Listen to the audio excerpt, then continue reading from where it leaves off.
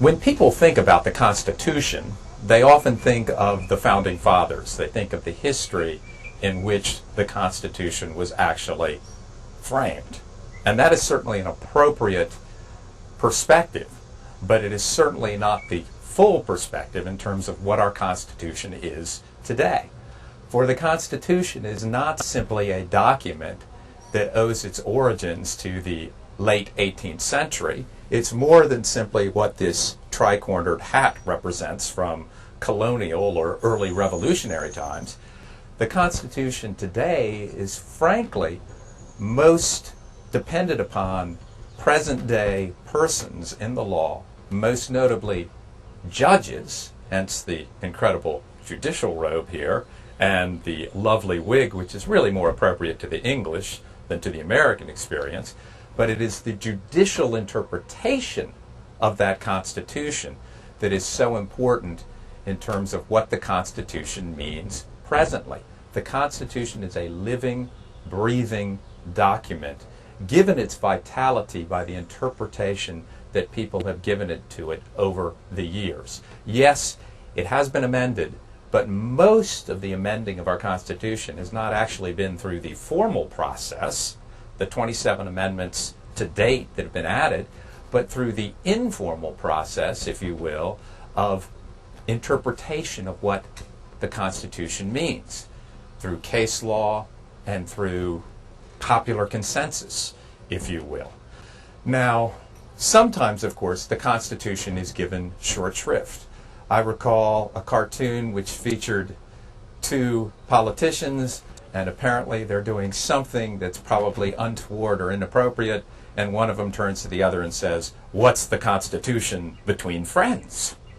Or a cartoon that shows two men dressed in sort of colonial garb, and they're drafting apparently our Constitution, and one says to the other, "Look, we'll call it the Constitution, but we'll leave a few loopholes." Well, any Constitution that's as short and as old as ours is dependent upon, for vitality today, interpretation by people today. I wouldn't call them loopholes, as simply necessary openings so that the Constitution can breathe, can give, can grow over time.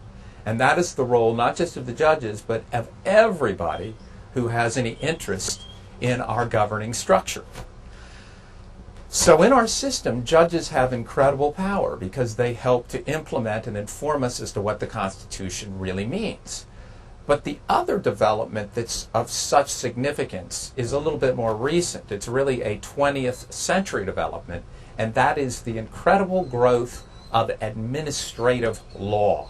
You can trace this back in some ways back to the 1930s and the New Deal, certainly to the 1960s and the Great Society and other legislation which created a host of administrative agencies, a host of programs at the federal and state level, and the idea is to create a lot of law and a lot of bureaucracy in which a lot of the power wielding is no longer necessarily judges in robes, but government officials creating and interpreting rules.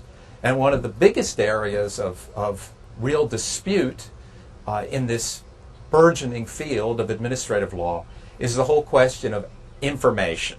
We are inundated with information, all of us, and how do we access that information? Who should have access to that information?